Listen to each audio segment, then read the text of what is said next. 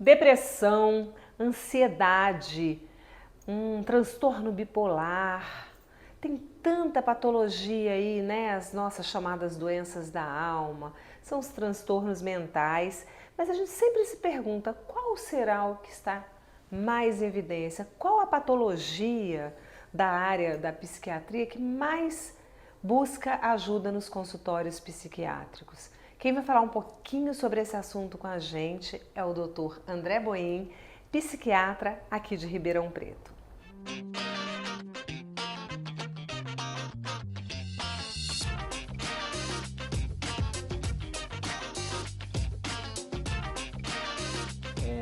Obrigado, Renata, pelo convite. Obrigado aos telespectadores, né? Realmente, essa pergunta que você me fez, eu tenho observado que a procura pelo atendimento, tanto da saúde mental como geral, tanto a psiquiatria, como terapia, como os psicólogos, eles têm aumentado muito.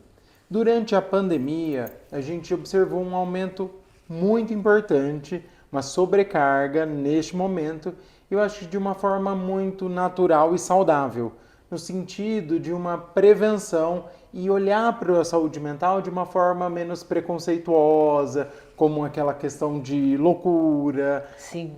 É uma coisa mais leve, assim, de prevenção ou de um tratamento que é uma doença como outra qualquer, como uma hipertensão, uma diabetes, e tem um especialista para isso. E ela pode ser tratada, né? Com o avanço das pesquisas e do estudo, a gente percebeu que ela ficou menos responsabilidade da pessoa, mas a gente entende que tem um arcabouço biológico, né? Tem um motivo para isso acontecer e que os estudos de neurociência vêm demonstrando. Então, é uma coisa mais leve, né? Que pode transformar a vida muito mais tranquila e leve, com menos sofrimento. Às vezes a gente acha, eu não tenho motivos para ter depressão, mas são processos neuroquímicos, Isso. não é? Aham. Motivos às vezes você não tem, mas deu um start ali, é biológico, né?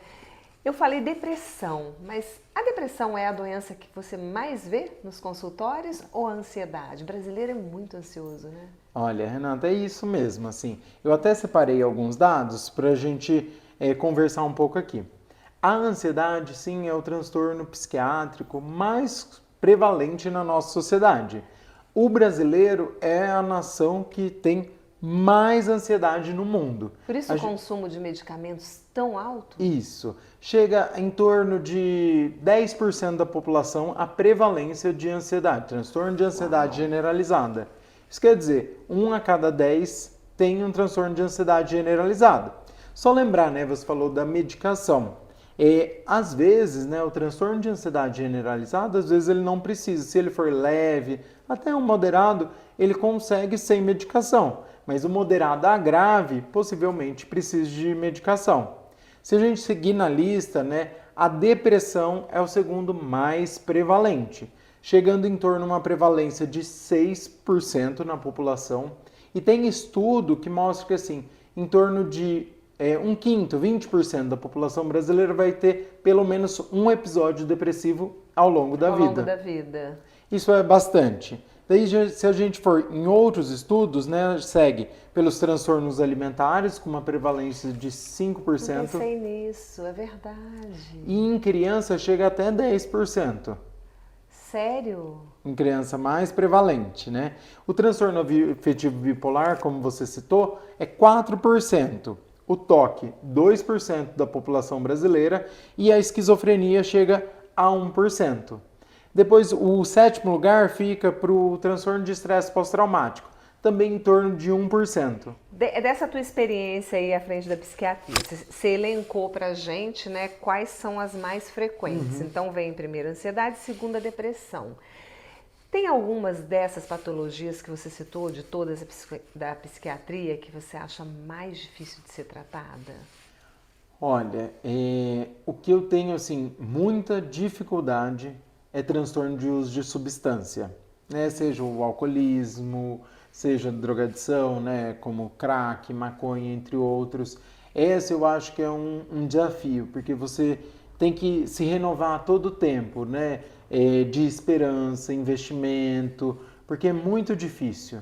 Então, para mim, né, mas bem pessoalmente, eu acho que o transtorno do uso de substância é o mais desafiador. Você acha que tem mais pessoas doentes hoje, Uhum. né? Mais pessoas, ou as pessoas assumiram a sua doença? Olha, os estudos, né, nos últimos anos, parece que a prevalência se mantém. O que eu entendo, né, é que as pessoas estão buscando mais. Você está pegando doenças mais precocemente, né? E isso ajuda, né, para o não agravamento. Você falou de depressão. Tem alguns casos de depressão que eles são autolimitados. Eles vão durar 6 meses e vai ter uma melhora espontânea sem o uso da medicação. Eu acho que a gente está podendo se cuidar melhor, passar pelas fases, pelas dificuldades, às vezes com auxílio. Eu acho que as pessoas sim têm acesso mais fácil, principalmente a medicações como os benzodiazepínicos, né? Diazepam, alprazolam, clonazepam, Rivotril.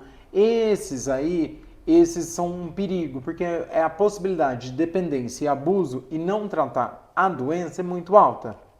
Então, Você trata os sintomas só. Você trata os sintomas. As pessoas têm muito mais acesso e estão começando a se tratar, às vezes de forma assim, empírica. Pega do vizinho, pega do outro. Pode. Não pode, por quê? Porque assim, primeiro, o diagnóstico adequado. Precisa ter um diagnóstico. É o que eu falo sempre para os meus pacientes. Uma medicação psiquiátrica, ela sempre tem um motivo para entrar e um motivo para sair. Quando você trata dessa forma, às vezes você não vai tratar pelo tempo adequado e isso vai gerar um novo quadro.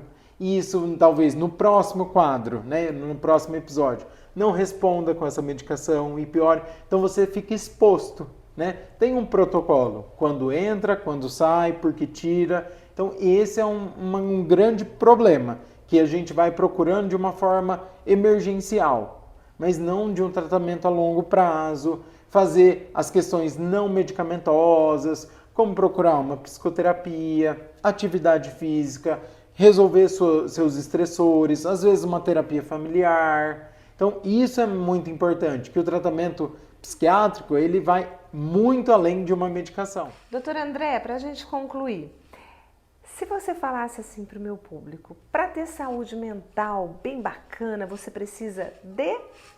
Complete legal. a frase. Ó, o que eu entendo, né, é que para a saúde mental, ele precisa de algumas coisas. Eu enfoco bastante, assim, atividade física, qualidade de sono, assim, rotina, assim, de sono, que a pessoa se sinta descansada, o nível de estresse, né, seja trabalho ou estudo, de uma forma adequada, alimentação saudável, isso é muito importante. Para quem tem alguma religião ou espiritualidade, é uma forma bem bacana de se cuidar. Então são algumas coisas que você vai observando que você consegue analisar a sua saúde mental. O uso, né, de substância, o etilismo, qual é a dosagem, são coisas que são importantes a gente ter, sempre refletir. Relações saudáveis são importantíssimas. Que bacana! Anotaram aí a dica? Tá gravado, pega o papelzinho, anota, todo dia faz aquele mantra, ó. Tudo que o doutor André falou para eu ter uma boa saúde mental, ok? Gostaram do vídeo? Deixa o like aí. A gente está no YouTube, Facebook e Instagram. Doutor André, muitíssimo obrigado por ter vindo aqui ao Simples Assim. As portas estão super abertas para você voltar e falar desse tema tão bacana que é a saúde mental. Eu que agradeço e estamos sempre por aqui. Um abraço. Outro. Tchau, pessoal. Obrigada.